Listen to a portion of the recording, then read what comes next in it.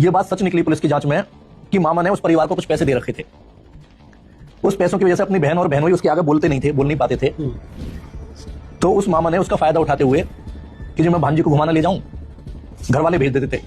वो उसे घुमाने खिलाने पिलाने के नाम पे, गरीब बच्ची थी, ये कुछ देखा नहीं था ज्यादा कुछ, वो उसे होटलों में ले जाने लगे अपनी मामा भांजी को।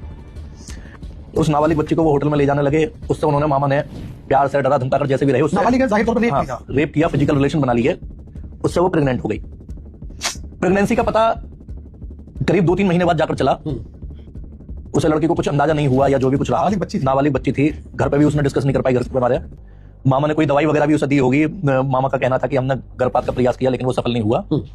और जब 2-3 महीने बाद घर वालों को मालूम चला कि ये प्रेग्नेंट है तो बच्चा गिराने वाली स्थिति खत्म हो गई थी। तो उन्होंने उसे घर में ही रखा कि इसकी डिलीवरी होगी, उसके बाद हम इस बच्चे को मार देंगे या किसी को दे देंगे।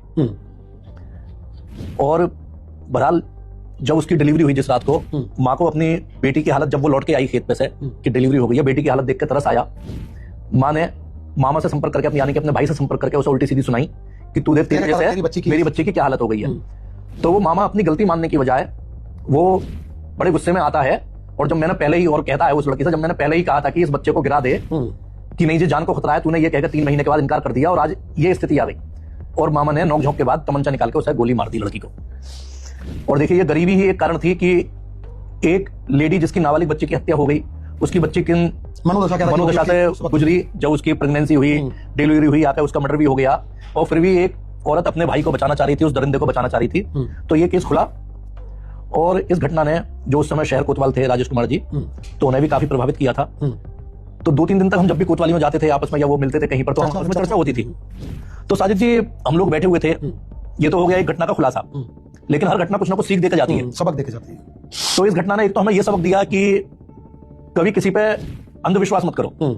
परिवार की बहन बेटी के मामले में आप विश्वास करिए, अंधविश्वास मत करिए। मामा क्यों कहां लेके जा रहा है, माँ ने क्यों पूछने की अपनी बेटी से या अपने भाई से क्यों हिम्मत नहीं की। और दूसरा उसके साथ ही इंस्पेक्टर का ये कहना था, बोले कपिल जी, उन्होंने एक चीज पूछी मुझसे कि आपकी नजर में सबसे बड़ा अपराध क्या है। तो मैंने उनसे कहा मेरी नजर में तो सबसे बड़ा अपराध मानव वध है, हत्या है। हमारे संविधान में भी, कानून में भी मानव की हत्या सबसे बड़ा वध है। तो बोले सबसे बड़ा वध है, वो अपराध है, सबसे बड़ा जुर्म ये है कि गरीबी। तो वो बोले अगर ये लड़की गरीब ना होती तो ना तो इसे जान देनी पड़ती, ना ये अपने दरिंदे मामा के टच में आती। और ये शायद जब मामा ने पहली बार इसकी इज्जत लूटने का प्रयास किया होगा तो ये तभी शायद उसके मुंह पर चांटा मारती, विरोध करती कि तू ये क्या हरकत कर रहा है, मैं तेरी भांजी हूं, बेटी हूं।